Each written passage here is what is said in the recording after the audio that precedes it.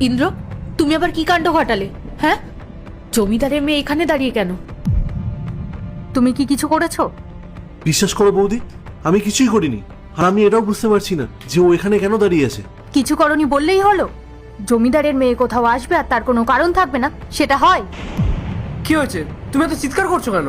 আরে দেখো না, জমিদারের মেয়ে বাড়ির সামনে এসে ইন্দ্রর দিকে চেয়ে রয়েছে। নিশ্চয়ই ইন্দ্র কোনো অভদ্রতামি করেছে। ইন্দ্র, সত্যিটা বল, তুই কি কিছু করেছিস? ওখানে জমিদারের মেয়ে তোর দিকে ওইভাবে তাকিয়েছে কেন? দেখ, তুই যদি কিছু করে থাকিস তাহলে আমাকে এখনই সত্যিটা বল। দাদা, আমি সত্যি জানি না ও এখানে কেন এসেছে। আর ও আমাদের কলেজেও পড়ে, কিন্তু এখানে কেন এলো আমি বুঝলাম না।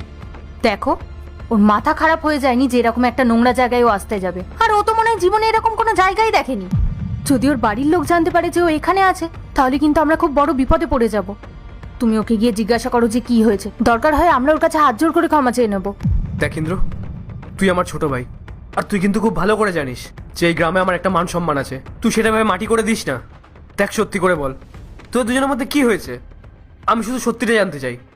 দাদা, ও আমাকে বলছে ও আমাকে নাকি ভালোবাসে। আমি ওকে অনেকবার বলেছি আমরা গরিব মানুষ, আমাদের ভালোবাসার কোনো অধিকার নেই, কিন্তু ও আমার কোনো কথাই শুনছে না। কি বললে? জমিদারের মেয়ে তোমাকে ভালোবাসে? তোমার কি মাথা খারাপ হয়ে গেছে? শোনো, আমার মনে হয় ও ভয় পেয়ে মিথ্যে কথা বলছে। ইন্দ্র, সত্যিটা বলে দাও। দরকার হয় আমরা তোমার হয়ে ওর কাছে ক্ষমা চেয়ে আসবো। বিকেল গড়িয়ে এলো, ওর বাড়ির লোক যদি খুঁজতে খুঁজতে এখানে চলে আসে তাহলে কিন্তু সর্বনাশ হয়ে যাবে। নিজের ক্ষমতা অনুযায়ী স্বপ্ন দেখতে হয় ইন্দ্র। আমাদের যোগ্যতাও নেই জমিদারের মেয়ের পাশে গিয়ে দাঁড়ানো। তুই ওকে বোঝাসনি কেন? দাদা, আমি তো পড়াশোনা করতেই কলেজে যাই, ক্লাসে ভালো পড়াশোনা করি বলে তাই হয়তো আমাকে ভালোবেসে ফেলেছে। আমি ওকে অনেকবার বুঝিয়েছি যে আমার থেকেও কলেজে ভালো ছেলে আছে, কিন্তু আমার কোনো কথাই ও শুনছে না। ঠিক আছে, তুই ওর কাছে যা, কি ওকে বোঝা যে ও যদি এখানে দাঁড়িয়ে থাকে তাহলে আমাদের বিপদ হবে। ওকে এখনই চলে যেতে বল। যা কথা হবে পরে হবে, যা। গায়ে গতরেই বড় হয়েছে, বুদ্ধিটা এখনো বাচ্চাদের মতনই রয়ে গেছে। স্নেহা, এসব কি হচ্ছে? তুমি এখানে দাঁড়িয়ে আছো কেন? তোমার জন্য আমার বাড়ির লোক আমাকে ভুল বুঝছে। তুমি আসলে কি চাও? তুমি খুব ভালো করে জানো ইন্দ্র আমি কি চাই। আমি তোমাকে ভালোবাসি। তুমি যতক্ষণ না আমার হবে ততক্ষণ আমি এখান থেকে যাব না। স্নেহা, তুমি পাগলামি করো না, আমাদের মধ্যে কিন্তু কোনো মিল নেই। তোমাদের রাজপ্রাসাদ সমান বাড়ি, আর আমাদের কি আছে এখানে? তুমি কিভাবে থাকবে আমার সাথে? ইন্দ্র, আমি সব কিচ্ছু জানি না। আমি শুধু এটাই জানি আমি তোমাকে ভালোবাসি আর তোমাকেই চাই। আমি কোনো জিনিস নই যে চাইলেই পেয়ে যাবে। আমি একজন গরিব, আমাদের পরিবার এসব মানবে না। আমার দাদা বৌদি যা বলবে তাই হবে। তুমি এখন বাড়ি ফিরে যাও। ছোটবেলা থেকে আমি যা চেয়েছি তাই পেয়েছি, তাই আমার তোমাকে চাই মানে চাই। ম্যাডাম, আমার দেওর কি কোনো অভদ্রতামি করেছে আপনার সাথে? হ্যাঁ করেছে। দেখলে, আমি তোমাকে বলেছিলাম না ও নিশ্চয়ই কিছু একটা করেছে। এখন ভয় পেয়ে সত্যিটা লুকিয়ে যাচ্ছে। ইন্দ্র, তুমি সত্যিটা বলে দাও, আমরা ওনার কাছে ক্ষমা চেয়ে নিচ্ছি। ইন্দ্র, তুই ওখানে এক কথা বললি আর এখানে এসে আমি অন্য কথা শুনছি। সত্যি করে বল, তুই কি করেছিস? আরে দাদা, আমি কিছুই করিনি। শ্রেয়া, তুমি দাদাকে বলো আমি কি করেছি তোমার সাথে।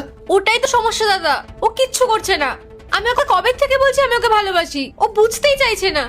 ম্যাডাম, আমরা আপনাকে অনুরোধ করছি আপনি ওকে ছেড়ে দিন। ওর সাথে আপনার ভালোবাসা মানায় না। জমিদার বাবু যদি এই ঘটনাটা জানতে পারেন তাহলে আমাদের সব শেষ করে দেবে। দয়া করে আপনি এখান থেকে চলে যান। বৌদি, ওসব নিয়ে আমার কোনো মাথা ব্যথা নেই। ওর জন্য যা করতে হয় আমি তাই করব। রাজপ্রাসাদ হোক বা কুড়ে ঘর, আমি ইন্দ্র সাথেই থাকবো। ম্যাডাম, আপনি যা বলছেন সেটা আপনার মনে হচ্ছে হয়তো ঠিক, কিন্তু বাস্তবটা সম্পূর্ণ অন্যরকম। আপনি রাজপ্রাসাদ সমান বাড়িতে থাকেন, আর আমাদের তো দুবেলা দুমুঠো খাবার পর্যন্ত জোটে না। দেখুন, ইন্দ্র পড়াশোনায় খুব ভালো। আমরা চাই ও পড়াশোনা করে অনেক বড় হোক। আর আপনার বাবার সঙ্গে আমাদের সম্পর্কটা খুব ভালো। আমরা চাই না যে এইসব কারণের জন্য ওনার সঙ্গে আমাদের সম্পর্কটা খারাপ হোক।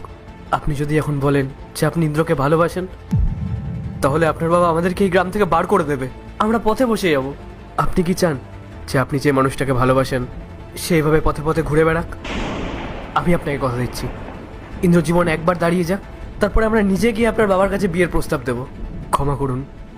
দাদা, বৌদি, আপনারা প্লিজ এভাবে হাত জোড় করবেন না। আমারই খারাপ লাগছে। আমি আপনাদের সমস্যাটা বুঝতে পেরেছি। ঠিক আছে, আমি চলে যাচ্ছি।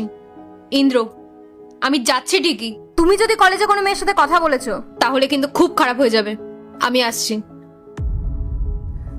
ইন্দ্র, তুই আর চিন্তা করিস না, আমি তোকে বোঝালাম।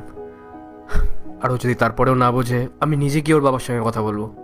তুই অত ভাবিস না, তুই পড়াশোনায় মন দে, যা। হ্যাঁ দাদা, যাচ্ছি আমি।